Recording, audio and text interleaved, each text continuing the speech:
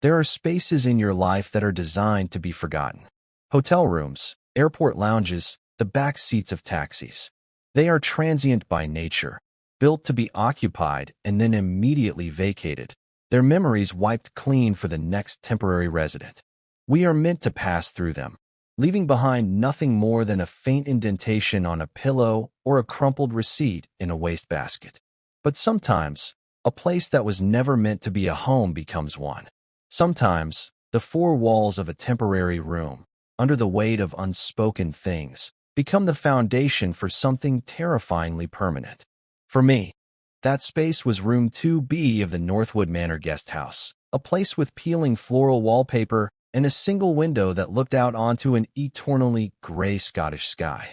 It was the room I was forced to share with Julian Croft, and it was where the carefully constructed architecture of my life began to shift on its foundations.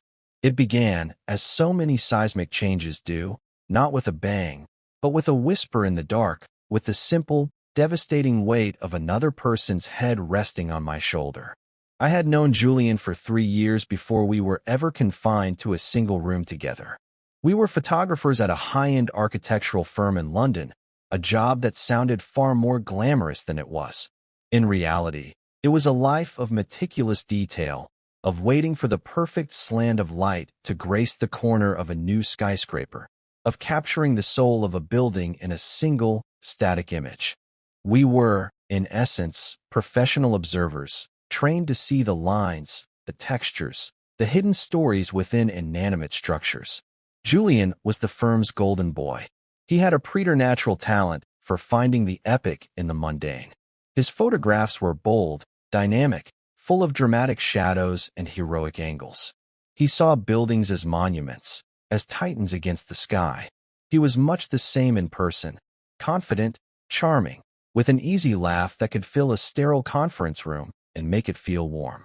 He moved through the world with a kind of effortless grace, collecting friends and accolades as if they were simply things that gravitated towards his particular orbit. I, on the other hand, was the quiet one.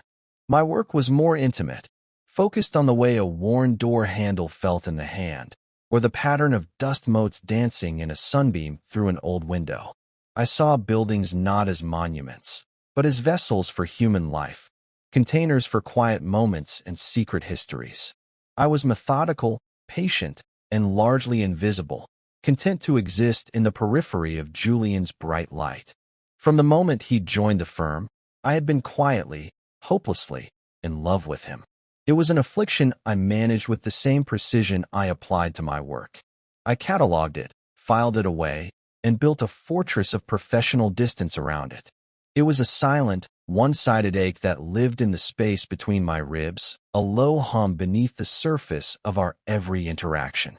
I watched him from across the open-plan office, memorizing the way he'd run a hand through his dark hair when frustrated with an edit, the specific cadence of his voice when he was excited about a new lens, the unconscious way he'd tap his pen against his desk. Ours was a friendship built on shared work and mutual respect. We were colleagues, then work friends, then simply friends. We'd grab lunch, complain about the same project managers, and occasionally go for a pint with a larger group after a particularly grueling week. In all that time, I gave him no indication of the tectonic plates shifting beneath the calm surface of my demeanor. My feelings were a private collection of moments, photographs taken only with my mind. Julian laughing at a bad joke I made. Julian concentrating on a contact sheet with his brow furrowed. Julian turning to smile at me, his eyes catching the light in a way that made my breath catch. He was, to me, a perfectly composed image I could never hope to capture. He had a long-term girlfriend, a lovely woman named Clara I'd met a handful of times at company events. She was as bright and beautiful as he was, and they fit together like two perfectly matched architectural plans. They were a completed structure, solid and admirable. I was just a bystander, appreciating the design from a safe distance. I never resented her. I only envied the easy intimacy they shared, the casual way she could touch his arm or lean her head on his shoulder. Those were gestures that existed in a universe I couldn't access. So I maintained my boundaries, kept my observations to myself, and treated my affection for him as a chronic, manageable condition. It was a part of me, but it was not a part one ever intended to share. The friendship we had was too valuable, a quiet and steady thing in my otherwise solitary life. It was a room I was comfortable in, and I would have done anything to avoid breaking its walls. I was content with the arrangement, or at least, I had convinced myself that I was. Contentment, I had learned, was often a matter of managing one's expectations. The shift began with an email. The subject line was Project Highlands, and it announced the firm had won the contract to document the year-long restoration of Northwood Manor, a sprawling, dilapidated estate in the most remote part of Scotland. It was a prestigious project, a photographer's dream, filled with crumbling Gothic architecture, dramatic landscapes, and the kind of moody, atmospheric light that only Scotland can provide. It was also a logistical nightmare. The client was eccentric and the budget for accommodations was laughably small. The email stated that due to the manor's isolation and the limited availability of lodging in the nearest village, personnel would be required to share rooms. My stomach dropped when I saw the pairings. Team Alpha, Julian Croft and Leo Maxwell. My fortress of professional distance was about to be stormed. And worse, the timing was catastrophic. Just 2 weeks before our departure, Julian and Clara broke up. It was a messy, painful end to a 5-year relationship. He showed up to work looking hollowed out, the usual light in his eyes dimmed to a faint flicker. He didn't talk about it, not in detail, but the change in him was palpable. The confident, easy grace was replaced by a restless, wounded energy. He became quiet, withdrawn. The vibrant monument had developed a deep, structural crack. And I, his friend, the quiet observer, was about to be locked in a small room with his grief for 3 months. It felt less like a work assignment and more like a carefully orchestrated form of psychological torture.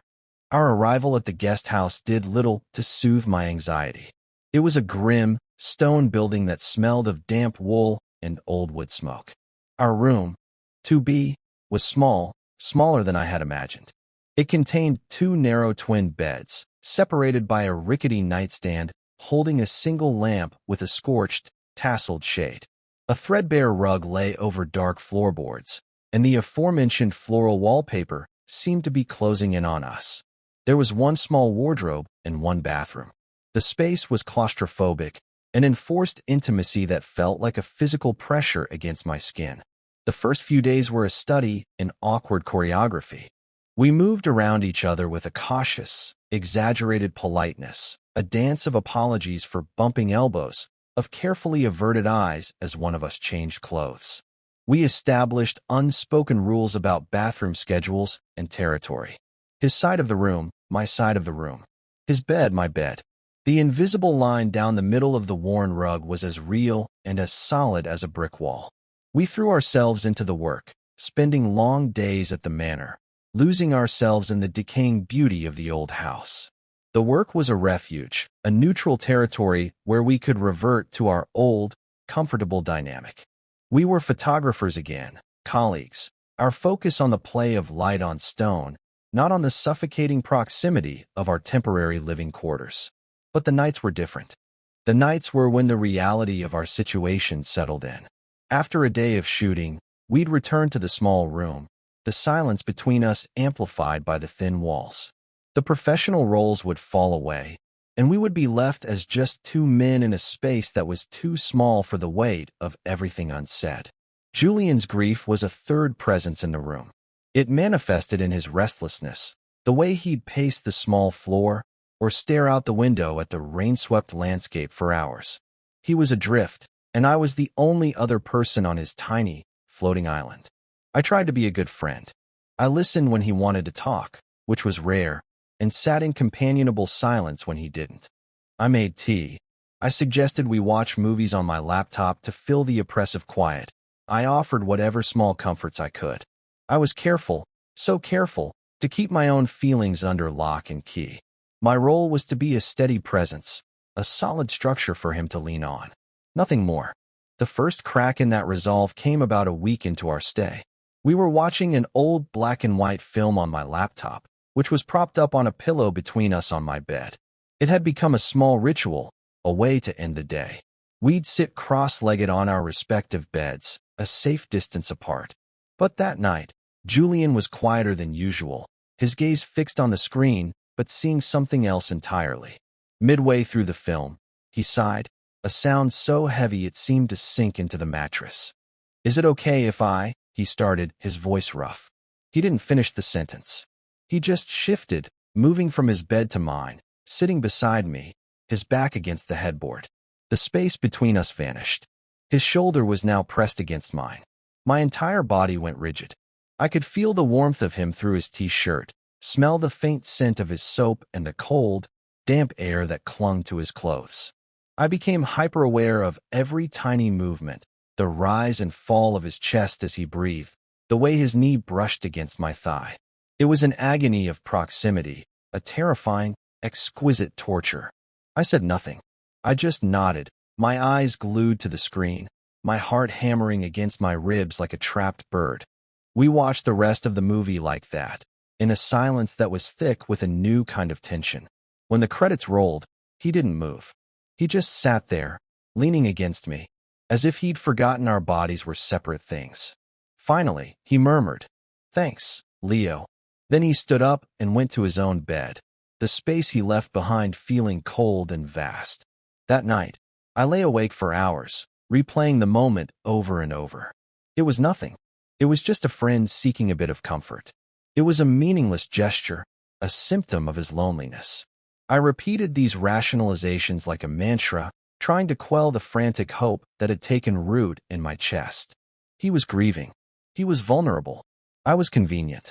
To assign any other meaning to it would be selfish and predatory. I was his friend, and my job was to be a safe harbor, not to project my own secret longings onto his pain. I had to be stronger than that. I had to reinforce the walls. But the next night, it happened again. And the night after that, it became the new normal. He would migrate from his bed to mine, settling in beside me without a word, and we would watch something, our shoulders and legs pressed together. The initial, shocking jolt of his touch slowly transformed into a familiar, humming warmth. I began to anticipate it, to crave it. The ritual was the focal point of my day, a source of both profound comfort and excruciating anxiety. I was living on a knife's edge, caught between the joy of his closeness and the terror of what it might mean, or what it might not mean. The line we had drawn down the middle of the room began to blur, to fade. His things started to migrate to my side, a book left on my nightstand, a sweater draped over my chair. We fell into a rhythm of domesticity that felt dangerously real. We'd wake up at the same time, navigate the small bathroom with an easy, practiced dance, make coffee with the small kettle in the room, and sit on my bed, drinking it in silence as we prepared for the day. It was a strange, temporary marriage, a life we were building within the confines of those four walls. I was a frog in a pot of slowly boiling water, the temperature rising so gradually that I didn't realize I was being cooked alive. I told myself I was just being a supportive friend. But I knew, in the quiet, honest moments in the middle of the night, that it was more than that. I was falling deeper, losing my grip on the careful control I had maintained for years. Every casual touch, every shared silence, was a chisel against the walls of my fortress, and it was starting to crumble. The true escalation, the moment the subtext became text, happened about a month into our stay. A storm had blown in, a furious, howling gale that rattled the window frames and seemed to shake the very foundations of the guest house. The power had gone out, leaving us in the flickering, uncertain light of our phone torches and a single candle I'd found. The manor was closed, the roads impassable. We were trapped. The storm seemed to amplify Julian's restlessness. He couldn't settle, pacing the small room like a caged animal. I could see the grief he'd been holding at bay closing in on him, the darkness outside a mirror for the turmoil inside. We had abandoned any pretense of sitting apart long ago. We were huddled together on my bed, a blanket wrapped around our shoulders, the laptop playing a movie on its last dregs of battery. He was shivering, though the room wasn't particularly cold. It was a deep, internal tremor, a shudder that ran through his whole body. He leaned his head against my shoulder, a gesture that had become familiar, but this time it felt different. He sank into me, his body heavy with an exhaustion that seemed to go beyond the physical. The laptop died, plunging us into near darkness, the only light coming from the candle flame dancing on the nightstand, casting long, distorted shadows on the walls. The sound of the wind was a mournful howl. For a long time, we just sat there, listening to the storm. I could feel the frantic beat of his heart against my arm. His breathing was shallow, unsteady. Then, his voice, barely a whisper against the noise of the wind. I hate this. I wasn't sure what he meant. The storm, the power outage, the room, his life. It could have been anything. I know, I said, my own voice quiet. No, you don't, he said, and there was a raw, frayed edge to his words. I feel untethered, like I'm just floating. Clara, she was my anchor. For so long. And now I'm just drifting. He took a shaky breath. And I feel so damn cold all the time. I didn't know what to say. The honesty of it was disarming. He had never spoken so openly about the breakup. I just tightened the blanket around him, a useless, inadequate gesture. He shivered again, a violent tremor this time. Leo, he whispered, his voice small. I'm here, he hesitated, and in that small pocket of silence, the entire world seemed to hold its breath. This is going to sound stupid, but can I just sleep here? With you? Just for tonight. My bed feels like an ice block, and I don't want to be alone. Every alarm bell in my head was screaming. This was the line, the one I knew I shouldn't cross. This was the point of no return. But looking at him, seeing the genuine pain in the set of his shoulders, hearing the desperate plea in his voice, how could I say no? To refuse would be cruel, an act of rejection when he was at his most vulnerable. And the selfish, hopeful part of me, the part one had tried so hard to silence, roared to life. It wanted this. It wanted this more than anything. Okay, I heard myself say, the word a puff of air in the cold room. Yeah, okay, Julian, the relief that flooded through him was a tangible thing. I felt the tension leave his body in a long, slow exhale. We shifted, moving under the covers, the space impossibly small. We lay on our backs at first, staring up at the shadowed ceiling, a careful few inches of space between us. But the cold, or the pretense of cold, was a powerful excuse. He turned onto his side, facing me. Sorry, he mumbled, inching closer. He was so close now I could feel his breath on my cheek. He hesitated, then reached out and clumsily, awkwardly, put an arm around my waist, pulling himself flush against my back, his chest pressing into my shoulder blades. He tucked his head into the space between my neck and shoulder, his hair brushing against my skin. My entire world contracted to that single point of contact. My mind went completely, blessedly blank. All the analysis, all the fear, all the overthinking just evaporated, replaced by the simple, overwhelming reality of his body pressed against mine. He was warm. He was solid. He was here. He felt like he belonged there. His breathing slowly deepened, evening out as he drifted towards sleep. I remained perfectly still, a marble statue with a frantically beating heart.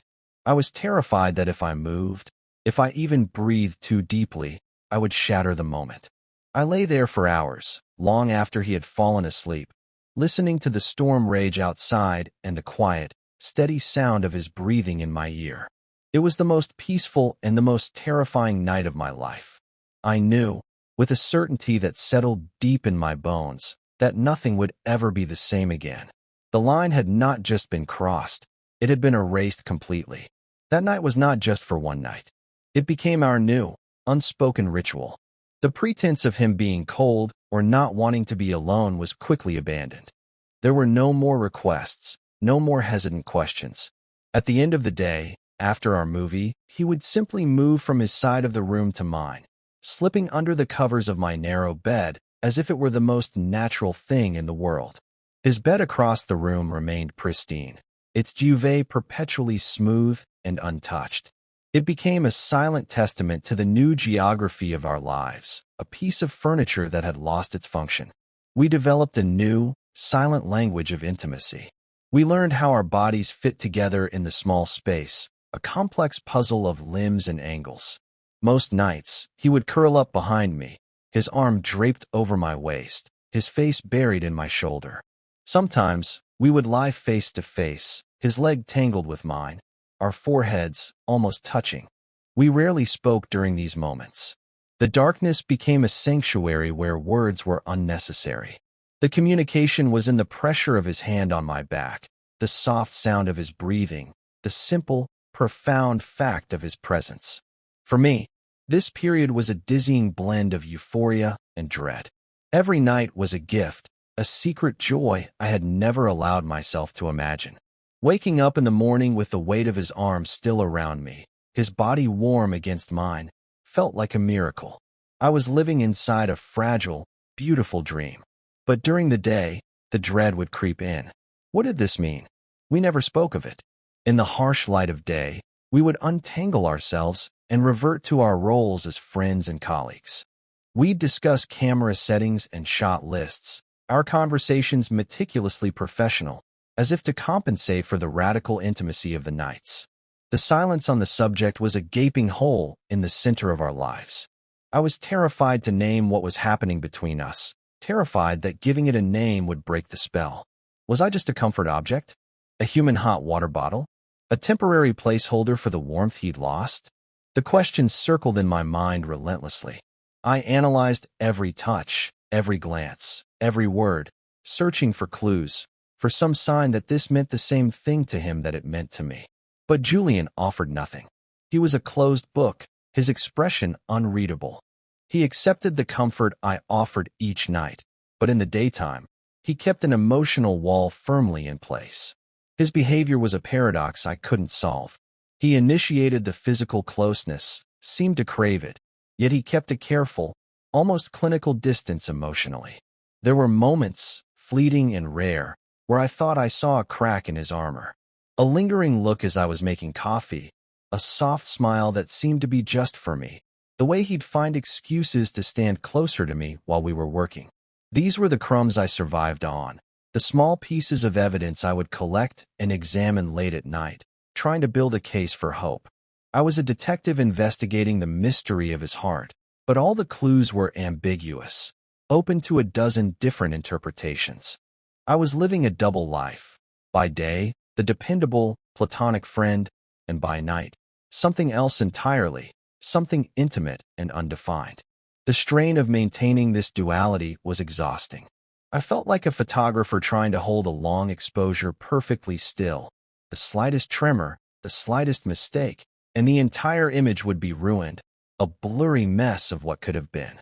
The work at the manor became more intense as we moved into the second month. We were documenting the painstaking restoration of the Grand Library, a magnificent room with a vaulted ceiling and floor-to-ceiling oak shelves. It required us to be on scaffolding, capturing the intricate details of the plasterwork, or lying on the floor for hours to get the right angle on the newly laid parquet. One afternoon, we were perched together on a narrow plank of scaffolding, 20 feet in the air. The space was tight, forcing us into close proximity. I was focused on adjusting my tripod when I felt Julian's hand on my lower back. It wasn't a casual brush. It was a firm, steadying pressure. "Careful," he murmured, his voice low and close to my ear. It's a long way down. My heart leaped into my throat. His hand remained there for a long moment, his thumb rubbing a small, slow circle against the fabric of my shirt. It was a gesture of profound, almost marital, care. It was protective. It was intimate. It was happening in the middle of the day, in our professional space. When he finally removed his hand, the spot on my back tingled, a phantom touch that stayed with me for the rest of the day. That small gesture, that public display of private intimacy, shifted something in me. The precarious balance I had been maintaining began to tip. The hope, which I had tried so hard to suppress, started to overwhelm the fear. Maybe I wasn't just a comfort object. Maybe this was real. The thought was both exhilarating and terrifying. If it was real, then the silence between us was no longer a sanctuary. It was a prison. The ambiguity was no longer a safe space. It was an unbearable tension. Something had to give. I couldn't continue living in the space between, in the undefined gray area of our relationship. I needed to know. I needed an answer, even if it was the one I dreaded. I decided that I had to be the one to break the silence. I just had to find the right moment, the right words, to ask the question that could either solidify our new world or bring it crashing down around us. The moment came, as these things so often do, not when I planned it, but when it was thrust upon me. It was our last week in Scotland. The project was winding down. In a few days, we would pack our bags, leave room 2B, and return to our separate lives in London. The thought of it filled me with a cold, hollow dread. The thought of returning to a life where I didn't fall asleep with him in my arms was unbearable. It felt like I was about to be exiled from a home I hadn't even realized I'd found. That night, the mood in the room was heavy with the impending end. We went through our ritual, the movie on the laptop, the quiet migration to my bed. But the comfortable silence was gone, replaced by a palpable tension. I could feel it in the way he held himself, a new stiffness in his posture. He was thinking about it too. He was thinking about London, about what would happen to us, to this, when we were no longer in the bubble of Northwood Manor. We lay facing each other in the dark, the space between us charged with everything we hadn't said for weeks. The candlelight from the nightstand cast flickering shadows on his face, highlighting the deep furrow in his brow. His eyes were open, fixed on mine. I could see the conflict in them, the confusion, the fear. And in that moment, all my carefully rehearsed speeches, all my plans to gently broach the subject, they all dissolved. All that was left was the raw, terrifying truth. He broke the silence first, his voice a strained whisper that was almost lost in the quiet of the room. Leo, just my name. But it was full of weight, full of questions. Yeah. I managed, my own voice barely audible.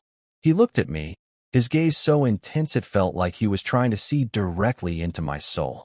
He seemed to be having an argument with himself, his expression shifting from uncertainty to a kind of pained resolve. He reached out a hand, not to touch me, but just to hover in the space between us, his fingers trembling slightly. "This is our last week here," he said, stating the obvious, but the words hung in the air like a death sentence. "I know," I said.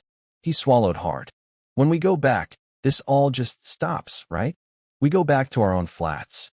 We go back to being just colleagues." He said the word colleagues, like it was a bitter pill he was being forced to swallow. This was it. This was the opening. The door he had pushed ajar. I had to walk through it. My heart was pounding so hard I could feel it in my eardrums. "Is that what you want?" I asked, the question hanging between us, fragile and terrifying. His eyes searched mine, and what I saw there was not certainty, but a profound, aching confusion. He looked lost. "I don't know what I want," he confessed, his voice cracking on the last word. "Everything is so messed up, Leo. My head is a mess. After Clara, I thought I knew what my life was supposed to look like. And now," he trailed off, shaking his head slightly. "And now there's this. There's you." He looked down at the space between us, at the rumpled duvet that had become our shared territory. "This has been the only thing that's felt real for months. The only thing that's made sense. But it's not supposed to make sense, is it? We're just friends. We're co-workers sharing a room, are we?" I whispered, the words pushing past the fear in my throat.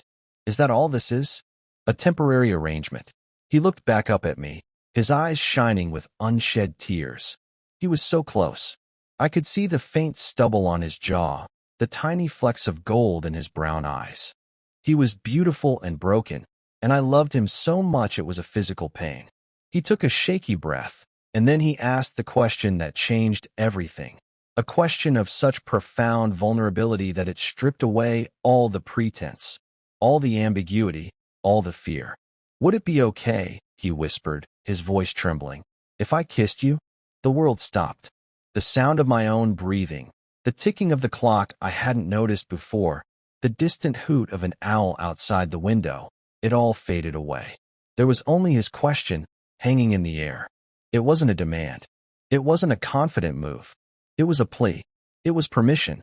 It was him handing me all the power, laying his heart bare in the flickering candlelight. My own fear seemed insignificant in the face of his raw honesty. All the anxiety, all the overthinking, it all distilled down to a single, simple truth. Yes, I breathed. Julian. Yes, he closed the small distance between us, his movement tentative, almost hesitant, as if he still couldn't believe this was real. His hand came up to cup my jaw, his thumb stroking my cheek. His touch was so gentle, so reverent. And then his lips met mine. It wasn't a passionate, desperate kiss. It was something far more profound. It was quiet. It was soft. It was a question and an answer all at once. It tasted of salt and uncertainty and a deep, unspoken yearning. It was a confession. It was an apology. It was a promise. It was the first honest conversation we had had in months, a conversation conducted without words, in the silent, sacred space of our temporary home. In that moment, the room didn't feel temporary at all. It felt like the center of the universe. The kiss ended as gently as it began. He pulled back just enough to rest his forehead against mine, our breath mingling in the small space between us. He kept his eyes closed, a single tear tracing a path from the corner of his eye down his temple. I reached up and brushed it away with my thumb. Neither of us spoke for a long time. There was nothing to say. The silence was no longer a void. It was full. It was full of relief, of terror, of a fragile, nascent hope. He had crossed the line, and I had met him there. We were on new ground now, and the landscape was terrifying and beautiful and completely unknown. He finally opened his eyes, and the confusion I had seen there before was replaced by something else, something I couldn't quite name. It was a kind of awe, as if he had just woken up from a long dream and was seeing the world for the first time. He didn't smile, not exactly, but the tension around his mouth softened. He kissed me again, a quicker, more certain kiss this time. A confirmation. Then he pulled the covers up over our shoulders, settled his head on the pillow beside mine, and laced his fingers through my own. He held my hand tightly, as if he were afraid I might disappear in the night. And for the first time, as I drifted off to sleep, I didn't feel the familiar dread of the morning to come. I just felt the steady, reassuring pressure of his hand in mine. I woke the next morning to an empty bed. The space beside me was cold. I sat up, my heart sinking with a familiar, sickening lurch. Julian was already dressed, standing by the window with his back to me, staring out at the gray morning. The entire atmosphere in the room had shifted. The intimacy of the night before had evaporated, replaced by a cold, brittle tension that was worse than any silence we had shared before. He didn't turn around. He just stood there, a rigid silhouette against the pale light. Julian, I said, my voice rough with sleep and a rising panic. He flinched at the sound of his name. He took a deep breath before he finally turned to face me. The look on his face was like a punch to the gut. He looked haunted. The softness from the night before was gone, replaced by a shuttered, panicked expression. He wouldn't meet my eyes. Last night, he started, his voice strained and formal. I'm sorry. I shouldn't have done that. I was confused. We should forget it happened. Each word was a carefully placed stone, building a wall between us right before my eyes. Forget it happened. The phrase echoed in the silent room, mocking the memory of his gentle touch, the honesty in his whispered question. My fragile hope shattered into a million pieces. I had been right all along. I was a convenience. A warm body in a lonely room. A temporary fix for a broken heart. The pain was so sharp, so intense, it felt physical. I felt like I couldn't breathe. Forget it happened. I repeated, my voice flat, devoid of the storm of emotion raging inside me. It was a mistake, he said, his eyes fixed on a point on the floor somewhere to my left. I'm still a mess from Clara. I'm not thinking straight. I took advantage of your kindness. It wasn't fair to you. We're friends. Let's just keep it that way. He was retreating, pulling back so fast and so far that I felt a sense of vertigo. He was erasing us, erasing the quiet world we had built in that room. The anger came then, a hot, bitter wave rising up to choke me. It wasn't just anger at him, but at myself, for being so foolish, for allowing myself to believe. I pulled the covers back and swung my legs out of bed. I stood up, grabbing my clothes from the chair. We dressed in a tense, furious silence, the small room now feeling like a prison cell. He kept his back to me, but I could feel his panic radiating off him in waves. He was terrified, but his terror was destroying me. The next 2 days were the worst of my life. We existed in a state of suspended misery. We worked together, speaking only when absolutely necessary. Our conversations clipped and brutally efficient. Lens cap, tripod, lights fading. We moved around each other like strangers, the space between us a chasm of unspoken hurt and resentment. The nights were the cruelest part. He slept in his own bed. The untouched sheets, the pristine pillow, it was all a screaming accusation. I would lie awake in my own bed, the empty space beside me feeling like a physical wound. I could hear him across the room, his breathing uneven, his restless shifting in the dark. He was suffering too, I knew that, but I couldn't bring myself to care. My own pain was too consuming. He had opened a door to a world I never thought I'd get to see. Let me look inside for one beautiful, breathtaking moment, and then slammed it shut in my face. On our last night in Scotland, I knew I couldn't leave things like this. I couldn't go back to London with this gaping, festering wound between us. It would poison our friendship, our work, everything. I deserved more than his panicked apology. I deserved the truth. He was packing his suitcase, his movements jerky and methodical, folding his clothes with a precision that was unnerving. He was creating order in the chaos he had created. I sat on my bed, the bed that had been our bed, and watched him. The silence stretched, thin and taut, until I thought it might snap. "Julian, stop," I said. My voice was quiet, but it cut through the silence like a knife. He froze, his hands still on a folded shirt. He didn't turn around.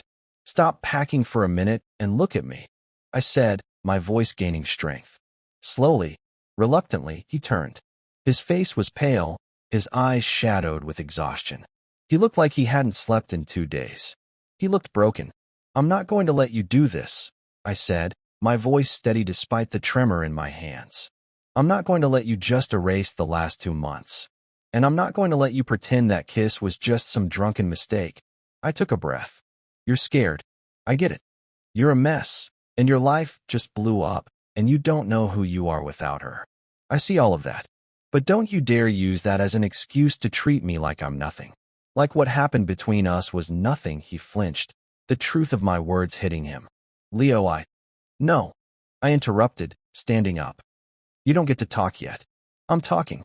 For 2 months, I have sat here in silence while you decided the rules. You came to my bed.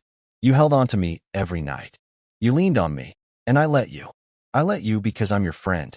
But it became more than that, and you know it did. That night, when you kissed me, you weren't confused. That was the most honest you have been since we got here. And it terrified you." I took a step closer to him, closing the chasm between us. "So this is what I need from you now. I need the real truth. Not the easy excuse you came up with to protect yourself. What is it you're so afraid of? Is it me? Is it this? Or is it that for 1 second, something actually felt right, and you don't think you deserve it?" Tears welled in his eyes, and this time he didn't try to hide them. They spilled over, tracking paths through the stubble on his cheeks. His carefully constructed wall crumbled, and all the pain and confusion he'd been holding back came pouring out. "I don't know," he choked out, his voice thick with unshed grief. "Leo, I don't know anything anymore. Yes, it felt right. God, it felt so right it scared the hell out of me. It's the first thing that's felt right. But what if it's not real? What if I'm just broken, and I'm just clinging to the first person who was kind to me? What if I'm just using you to fill this giant hole that Clara left? It's not fair to you. You deserve better than someone's damaged goods." His confession was a torrent of fear and self-loathing. He finally saw it, the fear that had been driving him. He wasn't afraid of me. He was afraid of himself. He was afraid of his own brokenness, afraid that he would end up hurting me. He was trying to protect me by pushing me away. It was a misguided, painful act of love. I closed the remaining distance between us, and, for the first time, I was the one who initiated the touch. I reached out and gently took his hands. They were ice cold. "Julian," I said, my voice soft now. "What if you stopped trying to figure everything out right now? What if you stop trying to predict the future and protect me from things that haven't even happened? What if, for right now, we just focus on one thing that we know is true? He looked at me, his eyes full of desperate hope. What's that? He whispered. That in this room, for the last 2 months, we found something good. Something quiet and real. I'm not asking you for forever. I'm not asking you to have all the answers. I'm just asking you not to throw this away because you're scared. Let me be scared with you. A sob escaped him, a raw, ragged sound. He let go of my hands and wrapped his arms around me, burying his face in my shoulder, holding on to me like he was drowning. I held him back, my own tears starting to fall, a release of all the tension and hurt and fear I'd been holding inside. We stood there for a long time, in the middle of our half-packed room, just holding each other. It wasn't a solution. It didn't magically fix everything. But it was a start. It was an admission. The truth was finally out, lying bare and vulnerable on the threadbare carpet between us. We were two broken, terrified people, and we had no idea what we were doing. But for the first time, we were facing it together. We didn't talk much more that night. The emotional weight of the confrontation had left us both drained, hollowed out in a way that felt clean, like a room after a storm. We finished our packing in a new kind of silence. It wasn't the tense, angry silence of the past 2 days, nor was it the ambiguous, charged silence of the weeks before. It was a quiet, settled space. A space for healing. When it was time for bed, there was a moment of hesitation, a silent question that hung in the air. I got into my bed, the one that had been ours, and I simply pulled back the covers on the other side. An invitation. An offering. After a moment, Julian walked over, his movements slow and deliberate, and slid into the bed beside me. He didn't press against me immediately. He just lay on his back, staring at the ceiling. I reached over and found his hand in the dark, lacing my fingers with his. He squeezed my hand, a silent thank you, a silent promise. We fell asleep like that, connected by that single point of contact, two separate people choosing to be tethered together in the dark. It was enough. For now, it was everything. The journey back to London was surreal. We sat side by side on the train, the wild, gray landscape of the Highlands giving way to rolling green hills, and then finally to the sprawling, familiar chaos of the city. We were leaving the bubble, the isolated world of room 2B where our strange, fragile intimacy had been born. I was terrified that the spell would break the moment we stepped onto the platform at King's Cross. That the reality of our separate lives, our apartments on opposite sides of the city, our established routines, would pull us apart, revealing that what we had was nothing more than a product of forced proximity and emotional crisis. A location-specific phenomenon. As we disembarked, surrounded by the rush and noise of the crowd, Julian, who was walking slightly ahead of me, stopped. He turned back, a flicker of the old panic in his eyes. He looked at me, then at the bustling station, then back at me. For a second, I thought he was going to say goodbye, that this was the moment he would retreat back into his own world. But then he did something that surprised me. He reached out, took my hand, and threaded his fingers through mine, his grip firm and resolute. It was a simple, public declaration. We were not in the private, candlelit darkness of our room anymore. We were in the bright, unforgiving light of day, surrounded by strangers, and he was holding my hand. He gave me a small, nervous smile. "My flat, or yours?" he asked. And just like that, the fear receded. He had made a choice. We had left the temporary room, but we were taking what we had built there with us. We went back to my flat. It was a small, quiet place, filled with books and framed photographs, a space that was entirely my own. Seeing Julian in it was strange at first. He seemed too large, too vibrant for my quiet world. He walked around, touching the spines of my books, looking at the photos on my walls, learning the physical geography of my life. It felt like he was seeing me for the first time, the person I was outside of the confines of our work and that tiny guest house room. That night, lying in my own bed, a proper double bed that felt impossibly vast after the narrow twin, the dynamic shifted again. He was hesitant, almost shy. This was my space, my territory. He waited for me to make the first move. I turned to him, and in the dim light filtering through the blinds from the London streetlights, I saw the vulnerability on his face. I saw the man who was still grieving, still lost, but who was trying so damn hard to be brave. I leaned in and kissed him, a slow, deliberate kiss that was full of reassurance. I was choosing this too. This wasn't something that was just happening to us anymore. This was something we were actively building, together. The weeks that followed were a process of careful, intentional construction. We were learning a new architectural language for our relationship. We went on dates, real dates, to museums and small restaurants and quiet parks. We talked, really talked, about everything and nothing. He told me more about Clara, about the life he had thought he was going to have, and the grief of losing not just her, but that version of his future. I listened, and I didn't try to fix it. I just made space for his sadness, letting him know he didn't have to carry it alone. And I, in turn, began to slowly open up the carefully guarded rooms of my own heart. I told him about the years of quiet observation, about the silent affection I had held for him.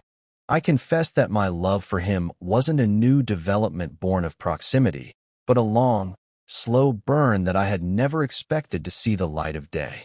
He listened, his expression a mixture of surprise and a kind of sad recognition. All that time, he said quietly one evening, I felt so alone, even when I was with her. And you were there, and I never even saw it. I'm sorry, you have nothing to be sorry for. I told him, and I meant it. You couldn't see what I didn't show you. We were a study in contrasts, but we found a rhythm. He brought a welcome chaos to my ordered life, and I provided a quiet stability for his restless energy. He slowly started to heal, the deep cracks beginning to mend. The light returned to his eyes. The easy laugh I had missed so much started to come back, first in small bursts, then in long, rolling peals. Seeing him happy, genuinely happy, was like watching the sun rise after a long, dark night.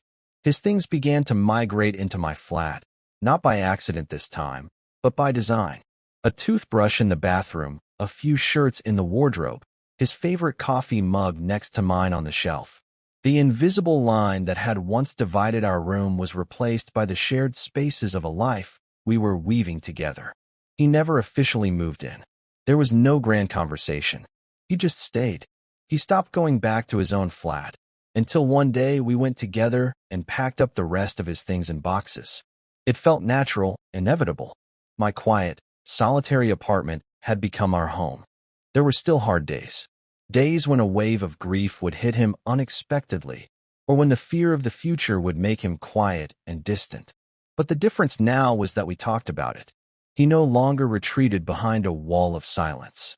He would reach for my hand and say, I'm having a bad day, and I would hold him and tell him it was okay. I learned that love isn't about fixing someone's broken pieces. It's about sitting with them in the dark until they are ready to find the light again. It's about providing a safe harbor, a steady foundation upon which they can rebuild. About 6 months after our return from Scotland, we were sorting through a box of prints from the Northwood Manor project. We spread them out on the living room floor, a sea of gray stone, dramatic skies, and intricate, decaying beauty. There was a shot I had taken of Julian, a candid I had snapped when he wasn't looking. He was standing in the crumbling library, his profile illuminated by a single shaft of light from a high window, dust motes dancing around him. He looked lost in thought, beautiful and melancholic. He picked it up, studying it for a long moment. I don't even remember you taking this, he said quietly. You were 1,000 miles away, I replied. He looked from the photograph to me, a soft, wondering smile on his face. You saw me, though, didn't you? Even when I was a complete mess. Even when I couldn't see myself. You always saw me. He put the photo down and reached for my hand, his fingers warm and familiar in mine. I love you, Leo, he said it so simply, so calmly, as if it were the most obvious fact in the world. It was the first time either of us had said the words out loud. My heart, which I thought had already done all the frantic beating it could do, gave a familiar, happy lurch. I love you too, I said, the words feeling like coming home. We began to heal in the beautiful, honest silence we'd learned to create together. It was a silence no longer born of fear or ambiguity, but of a deep and abiding comfort. We learned that the strongest structures are not always the ones with the grandest designs or the most impenetrable walls. Sometimes, they are the ones that are built slowly, carefully, in the small, forgotten spaces. They are built on a foundation of shared vulnerability, held together by the quiet mortar of patience and trust. Our love story wasn't an epic. It was an intimate, detailed photograph, a study of light and shadow. It was born in a temporary room, a place designed to be passed through and forgotten. But for us, it became a cornerstone. It was the place we learned that a home isn't four walls and a roof. A home is the safe, steady presence of the person who, when the whole world feels like it's shaking, reaches for your hand in the dark and holds on.